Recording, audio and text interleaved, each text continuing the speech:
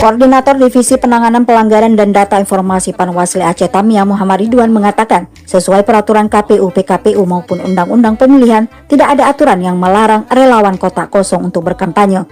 Ridwan mengatakan yang membedakan antara kotak kosong dengan pasangan calon resmi adalah relawan kotak kosong tidak difasilitasi oleh KIP untuk berkampanye. Meskipun begitu, Ridwan mengingatkan bagi warga yang berkampanye sebagai relawan kotak kosong tidak menyimpang dari aturan yang berlaku. Etika dalam berkampanye harus dijaga dan tidak melakukan black campaign atau kampanye hitam. Menurut Ridwan, walaupun tanpa fasilitas resmi dan batasan jadwal kampanye, warga yang berkampanye untuk kotak kosong tetap memiliki hak untuk bersuara.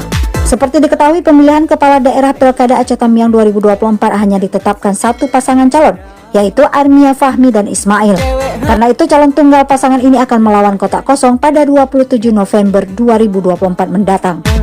Aduh, saya berat depan kali